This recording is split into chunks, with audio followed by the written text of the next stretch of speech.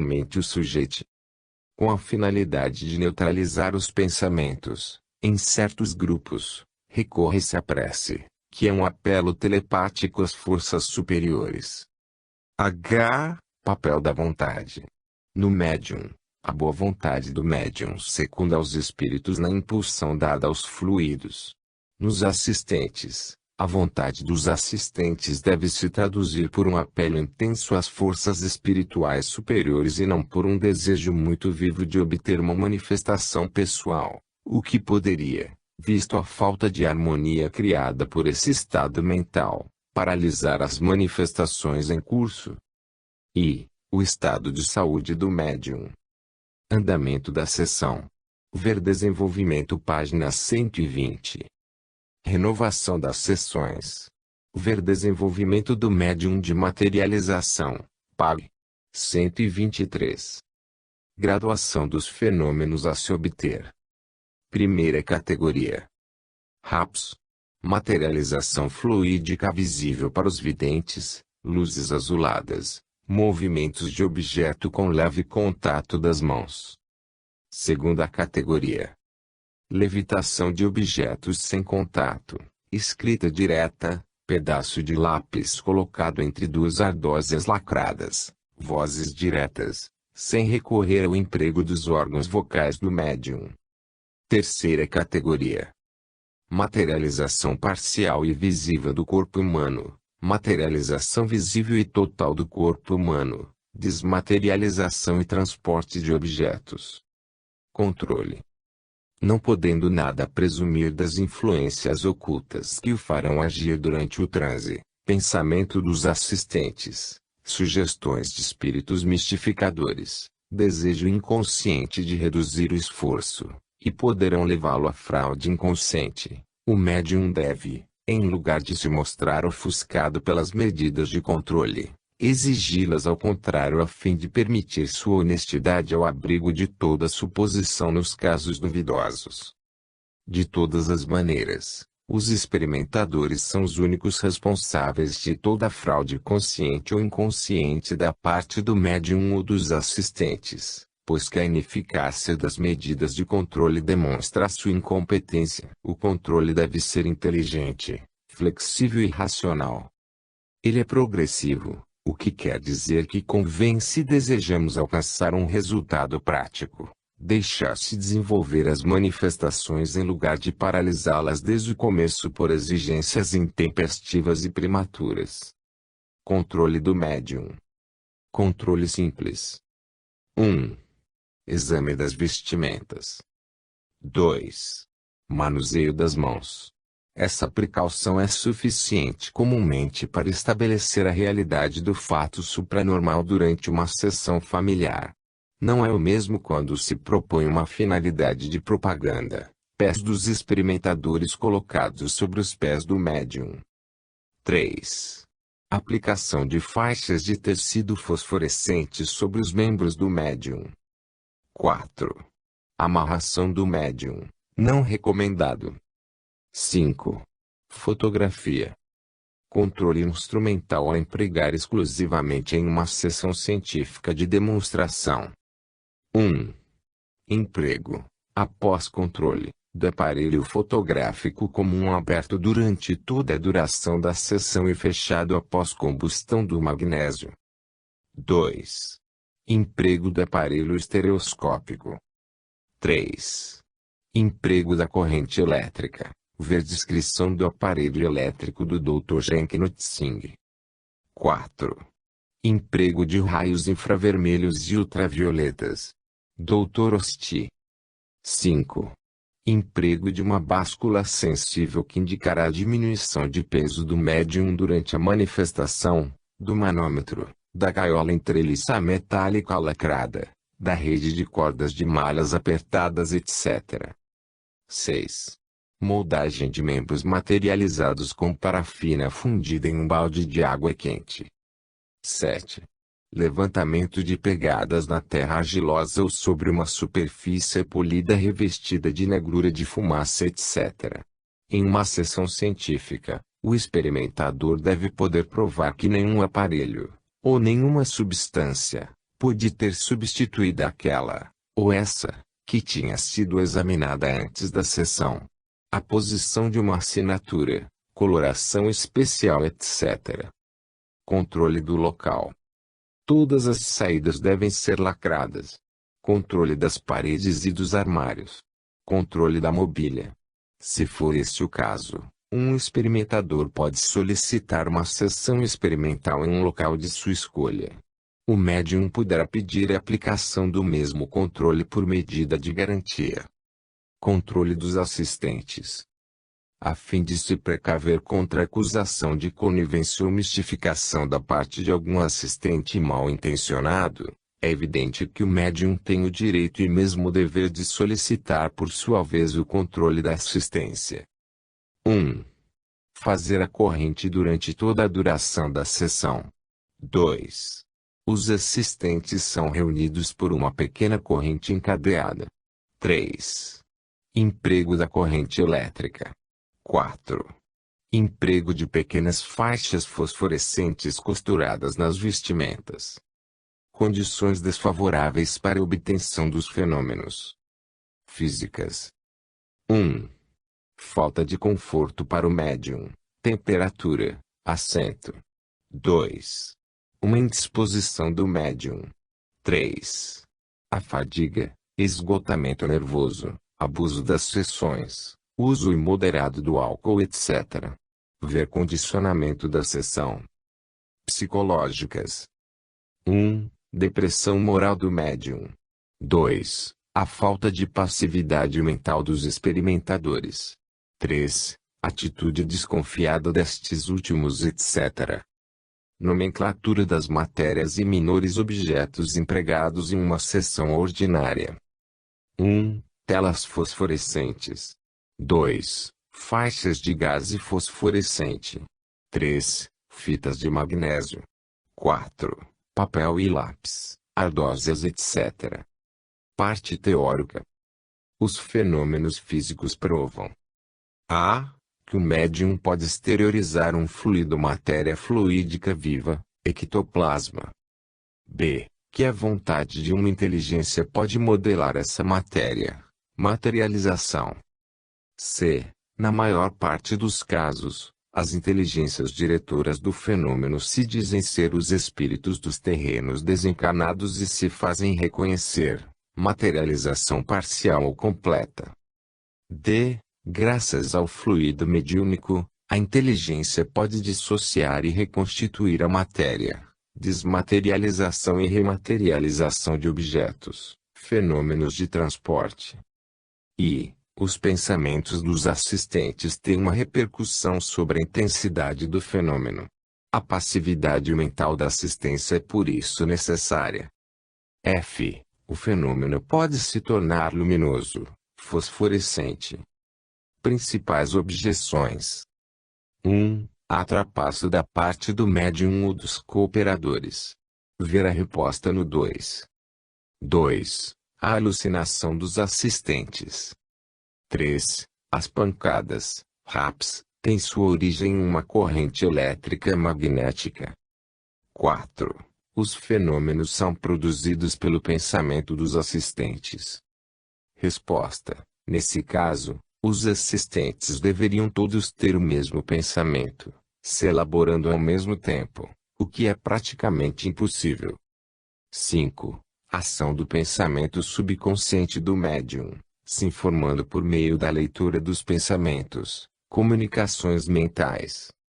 Resposta: essa objeção está incompatível com os fatos, já que certas revelações eram totalmente ignoradas nesse momento pelos assistentes ou em oposição formal com seus pensamentos.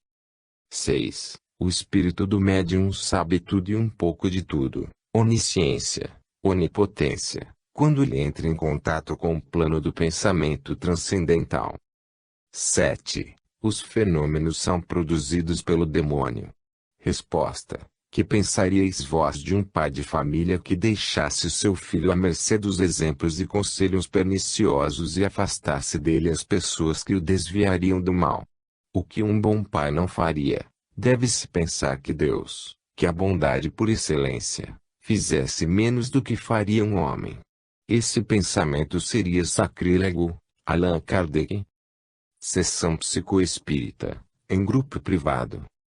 Objetivo: 1. Recolher as provas materiais e intelectuais da identidade espiritual. 2. Instruir-se de seu estado quando sua sinceridade está claramente demonstrada no curso das manifestações. 3. Tirar conclusões filosóficas. 4. Levar ajuda aos sofredores por conselhos e preces. 5. Receber os conselhos morais da entidade diretora. Os médiuns. O médium de efeitos intelectuais é uma pessoa cujo perispírito exteriorizado recebe mensagens sob forma de clichês telepáticos ou que combina o controle de seus centros nervosos com uma entidade estranha. Espécies: 1. Médiuns psicógrafos, escreventes com ou sem prancheta. 2. Médiuns falantes. 3. Médiuns de incorporação. Nesse caso, o estado inconsciente é mais ou menos pronunciado. 4. Médiuns videntes. 5. Médiuns clarividentes, cuja lucidez pode se exercer no passado, presente e futuro. 6. Sonâmbulo natural, a então exteriorização do perispírito, etc. Condicionamento da sessão. A. Número de assistentes não deve ser ilimitado. Com o objetivo de se obter mais facilmente a harmonia dos pensamentos e a simpatia mútua entre os assistentes, convém não aceitar senão um número restrito de pessoas ao mesmo tempo, 1 a 2, sob reserva da aprovação da entidade diretora da sessão. Em caso de solicitações muito numerosas, pode-se então formar um segundo agrupamento, e colocando aí à frente um experimentador instruído e com muita prática de sessões. Esse novo grupo seria todo em princípio um grupo de desenvolvimento de médiuns, com a colaboração de um médium já desenvolvido. B. Número de médiuns. Todos os assistentes podem ser médiuns em diversos títulos. C. Claridade comum, mas tênue. A penumbra é propícia ao recolhimento. D. Temperatura. Ver seção de efeitos físicos. I. Estado higrométrico da atmosfera. Ver seção de efeitos físicos. F. Atitude a ser observada pelos assistentes. Ver seção de efeitos físicos. G. Papel da vontade do médium. Idem. H. Saúde do médium. Idem. I. Influência do meio. Organização da sessão psicoespírita. Antes. 1. Leitura da ata da última sessão com comentários. 2. Leitura moral. Duração 1/4 de hora. Vantagens: acalma o pensamento. Criação de uma boa ambiência. Pensamentos elevados e simpáticos. Durante. 1. Prece. Ato de humildade e apelo telepático às forças superiores. Ela é de curta duração, a fim de que a atenção seja mais concentrada e seu efeito mais poderoso. A boa ambiência é mantida durante a sessão não por uma prece frequentemente repetida, mas pela leitura tranquila e mental de uma moralização geral. 2. Experiências de psicometria, duração de 15 minutos, e de evidência. 3. Experiências mediúnicas com sujeitos desenvolvidos. A. Comunicação mediúnica da entidade diretora, guia. Essa entidade deve previamente dar provas de elevação moral e de clarividência espiritual durante as sessões de formação do grupo. De ordinário, por razões de afinidade fluídica, intelectual e moral, a entidade diretora prefere antes um médium a outro. B. Comunicações diversas e espontâneas obtidas por diferentes médiuns, permitidas e dirigidas pelos guias espirituais. Controle prévio dos videntes. Não tolerar a algazarra ou a confusão proveniente de manifestações numerosas e barulhentas. O contrário seria tolerar a intrusão de forças contrárias e lançar o descrédito sobre o espiritismo todo. É desejável ter uma manifestação de cada vez, o que é possível com médiuns educados em uma boa assistência espiritual.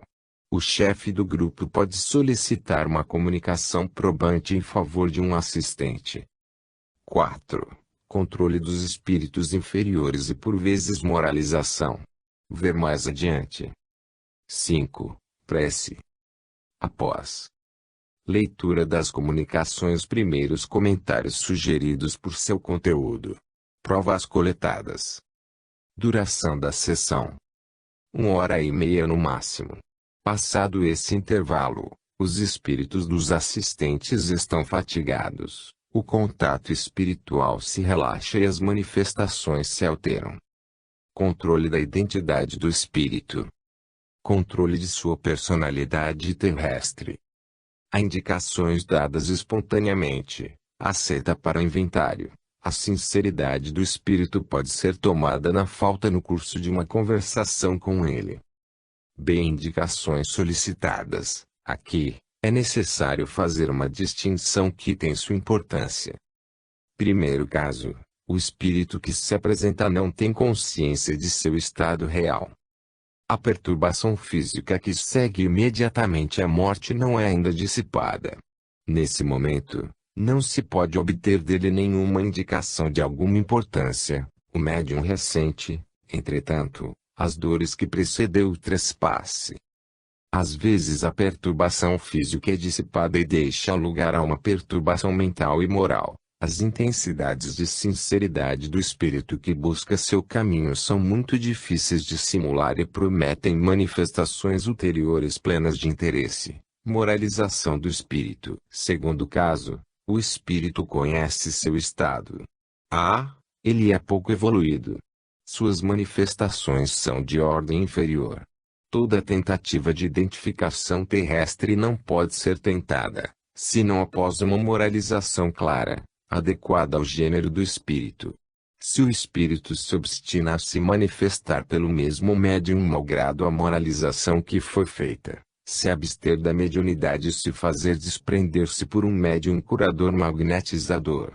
É raro, no entanto, que se obtenha bons resultados, pois é comumente quando o espírito vê mais claro em sua situação que é confusa e se furta a toda a identificação, caso de obsessão. B. O espírito é de uma certa evolução. Se a manifestação se dá perto da desencarnação, as indicações são frequentemente decisivas e se obtêm rapidamente. As revelações podem sofrer alterações produzidas por uma dificuldade muito grande encontrada durante a transmissão das mensagens, causada pela falta de passividade do médium imaginativo, pela falta de afinidade moral ou intelectual, etc. Ver condicionamento da sessão. A fim de não desencorajar esforços reais empreendidos por nossos amigos invisíveis, é bom de lhe dar crédito e reservar seu julgamento para uma sessão ulterior. Para evitar as mistificações sempre possíveis, o prazo acordado não deve ser excessivo, se o médium está realmente à altura de sua tarefa. Em princípio, as melhores provas de identidade se obtêm quando um laço fluídico ou simpático possa unir o consulente ao espírito. Estado de relação. Controle da elevação espiritual do espírito. Indicações fornecidas pelo espírito. Pode-se fazer que o comunicante tenha evoluído fortemente no plano espiritual e não tenha lembrança triste que o ligue à sua existência terrestre. Convém então não exigir esse trabalho penoso e se limitar a um controle de elevação espiritual da entidade. Isso, com efeito, não deverá jamais ser separada de uma certa nobreza de caráter, se despenderá bons conselhos, colaborará na cura de doentes para os quais ela será solicitada, sua sensatez e sua clarividência se exercerão em toda a ocasião. Ela combinará sua ajuda espiritual e fluídica a todos os infelizes. Em uma palavra, ela fará irradiar seu amor sobre todos os seus protegidos, os esclarecerá com um ensino espiritual, tolerando as trocas de vista corteses. Em resumo, os espíritos evoluídos devem ser clarividentes primeiro, lúcidos em seguida. É sobretudo no desenvolvimento dos médiuns que é preciso controlar severamente as entidades, a fim de eliminá-las que, sob uma aparência de bonomia e boa vontade, monopolizam os médiuns, os fascinam lisonjeando-os, a fim de fazê-los instrumentos dóceis e de os perder mais facilmente. Jamais um espírito evoluído impõe seus pontos de vista. Respeitando o vosso livre-arbítrio, ele cede voluntariamente seu lugar aos outros espíritos desejosos de se comunicar. B. Indicações fornecidas pelo guia da sessão. Este dá algumas indicações que esclarecem o chefe do grupo. Este último dirige e informa suas ajudas quando há várias manifestações espontâneas por diferentes médiuns. Papel do guia e espíritos protetores: velar pela segurança dos médiuns. Informar o chefe de grupo tudo deixando exercer seu livre-arbítrio da entidade. C. Indicações fornecidas pelo médium.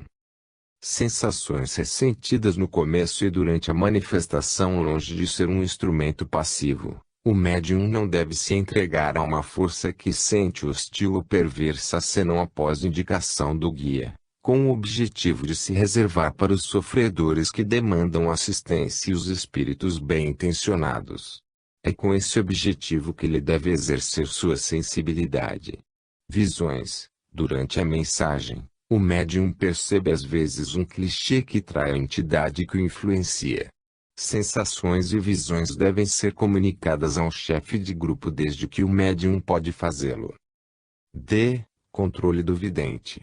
Antes de servir ao controle, o vidente tem a obrigação de ser estudado de perto com a finalidade de determinar sua faculdade. As visões podem resultar da percepção de clichês verídicos transmitidos às vezes pelos encarnados, mas mais frequentemente pelos invisíveis, de uma alucinação provocada pelo vidente muito imaginativo ou uma visão falsa provocada pelas forças inferiores que formam seu ambiente ou simplesmente os assistentes. Em todos os casos, melhor querer se armar de uma boa lógica que de indicações de um vidente de formação qualquer que assiste ocasionalmente a uma sessão.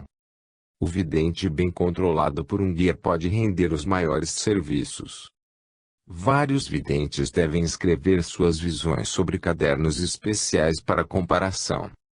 E, controle do clarividente. É incontestável que um sujeito clarividente de uma certa estabilidade é da maior utilidade.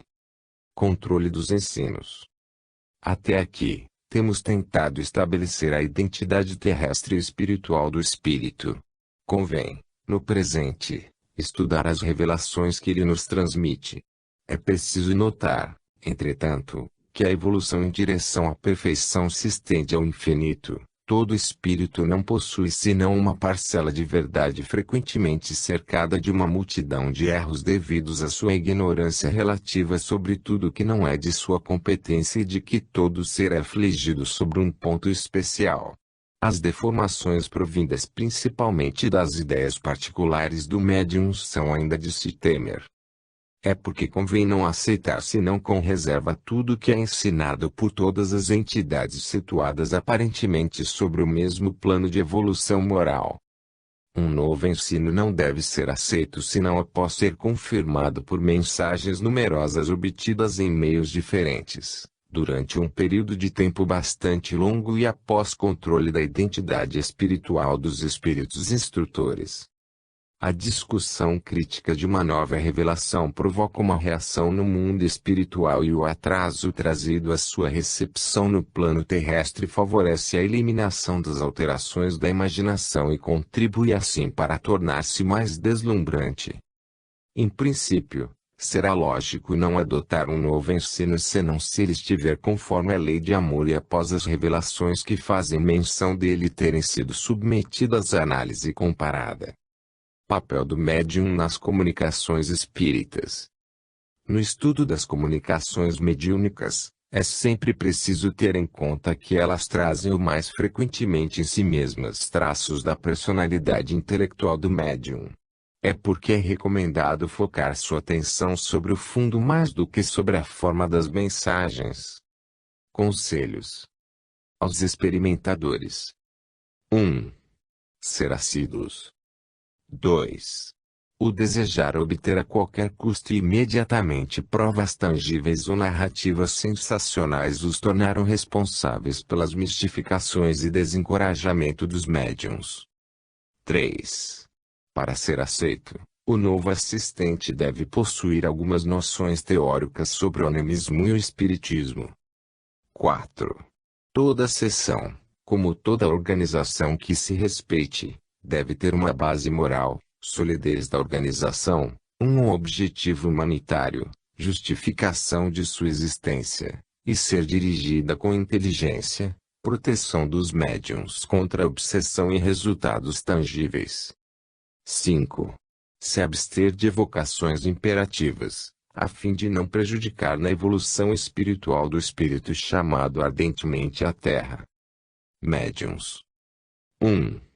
Estes não devem, sem necessidade urgente, mudar de grupo, pois que o chefe de grupo não deve tanto quanto possível, para não perder tempo, conhecer o passado mediúnico do novo sujeito. Ademais, o médium se arrisca a ser desorientado, a perder toda a confiança e o desenvolvimento de sua mediunidade sofrer um atraso apreciável. 2. O recém-chegado habituado a outros métodos, é sempre uma causa de perturbação nas sessões onde for agregado. 3. Sob pretexto caritativo, o médium não deve monopolizar a recepção de entidades inferiores. Há nisso o perigo de más companhias. As influências inferiores reforçam as taras morais do indivíduo e seus fluidos impuros alteram os órgãos dos médiuns presunçosos que se criam bastante fortes para os receberem. O bom médium é aquele que é capaz de receber todos os gêneros de entidades, dando predominância às entidades elevadas. Aos moralizadores. 1. Evocar o espírito sem obrigá-lo. 2. A melhor moralização é a que se apoia em uma comiseração afetuosa, uma simpatia vibrante. 3. O espírito sincero solicita esclarecimentos. 4. O moralizador deve dar prova de lógica e de firmeza. 5. Respeitar o anonimato quando a boa vontade e a sinceridade são manifestas. 6. Confrontar de tempos a tempos as indicações de diferentes médiuns. Os grupos públicos. Estes têm a grande vantagem de popularizar o espiritismo, mas a renovação contínua de assistentes perturba o ambiente propício às manifestações superiores, esgota os médiuns em pura perda, traz fortes desilusões aos novatos, ocasiona a desorganização, se não a dissolução do grupo. Esse estado de coisas é contrário a uma sadia compreensão da propaganda espírita, que deve estar ao abrigo de todo descrédito.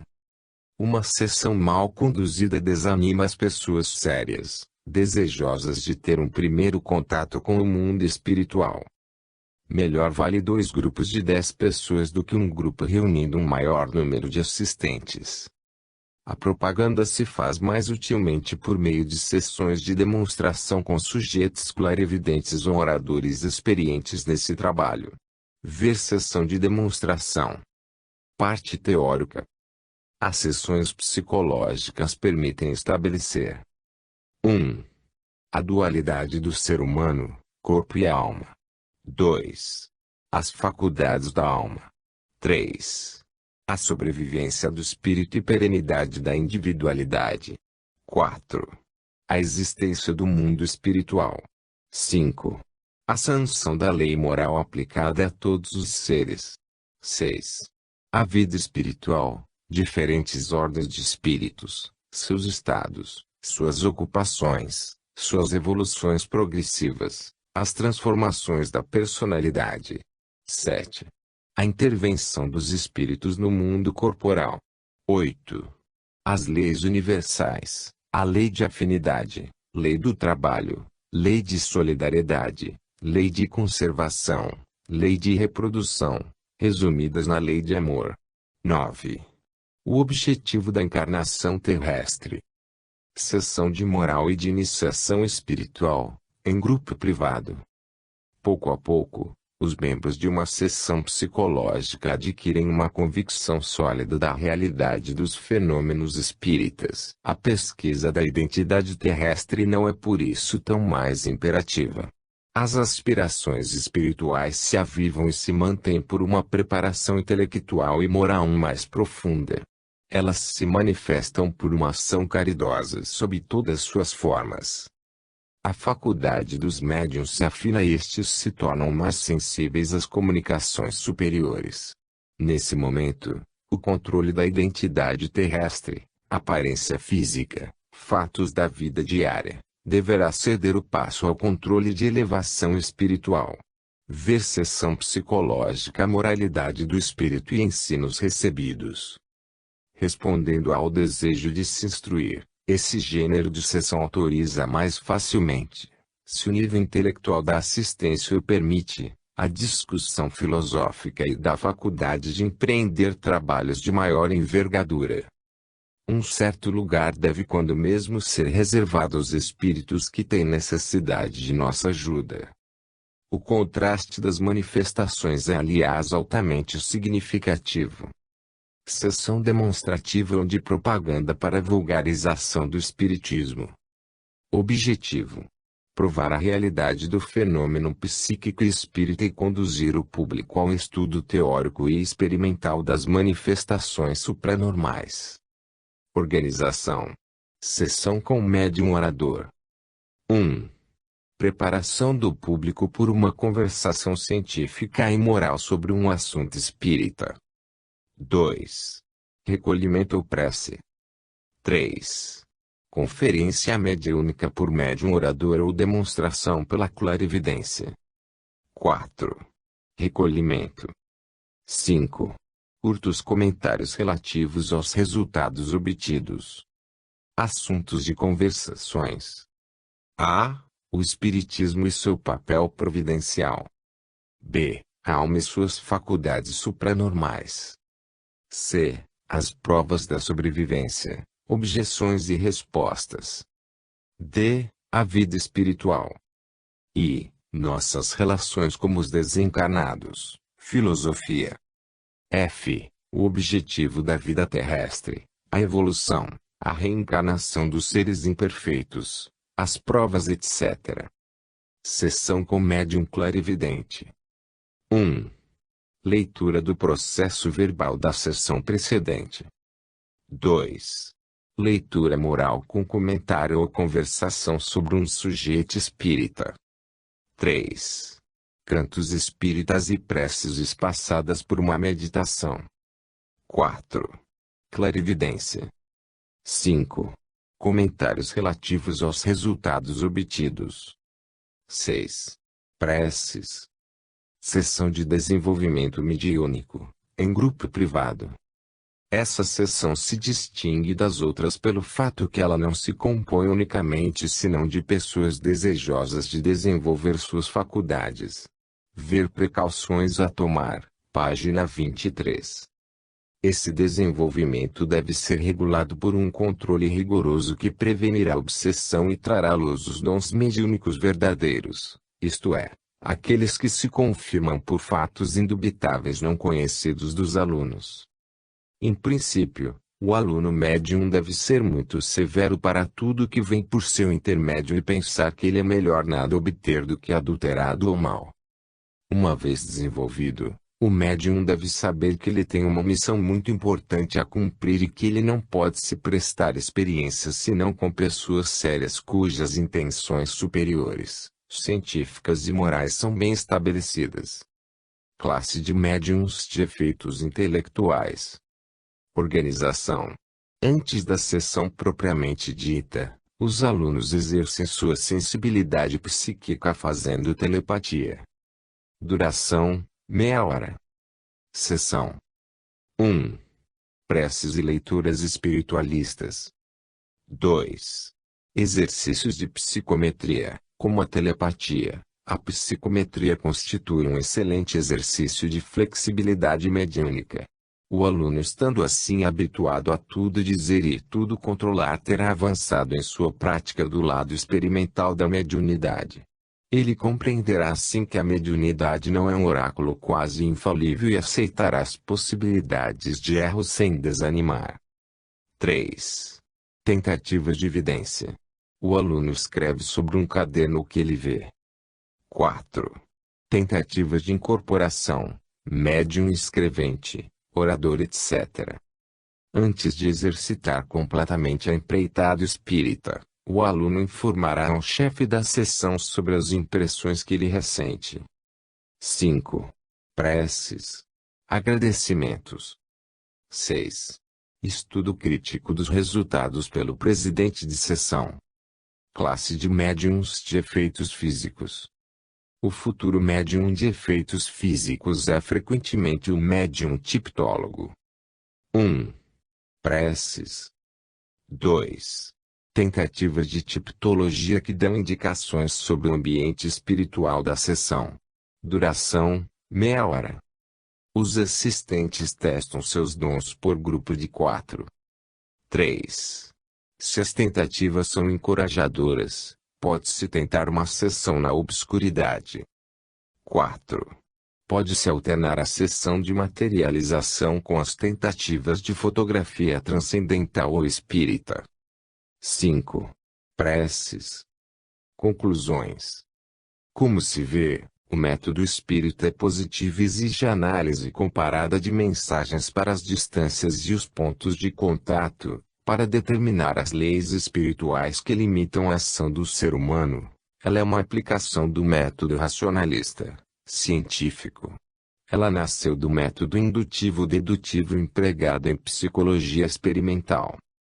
Entretanto, a filosofia que se desembaraçar das relações entretidas com o mundo espiritual, colocado sob toda a potência de uma força inteligente e organizadora do universo, Deus, mostra a dependência absoluta do ser em direção ao seu Criador e exige que as relações entretidas que dá ao Espiritismo seu caráter religioso. O método espírita não pode, todavia, ser taxado de misticismo que é, em resumo, a capitulação completa da razão diante de uma revelação de fonte transcendental. A prática do misticismo exige uma preparação especial seguida por uma cultura religiosa apropriada e condições de meio que nossa civilização trepidante não outorga à grande maioria dos humanos. Desse fato, as práticas místicas empreendidas no objetivo orgulhoso de adquirir poderes e um desejo inconsiderado de conhecer, podem conduzir o indivíduo muito presunçoso a um desequilíbrio mental, loucura mística, causado pela ação sobre o ser humano de forças obscuras que invadem e abusam, falta de controle, de suas faculdades psíquicas desenvolvidas inconsideradamente. Pesquisador, te instrui, experimenta, medita e ora. Fim.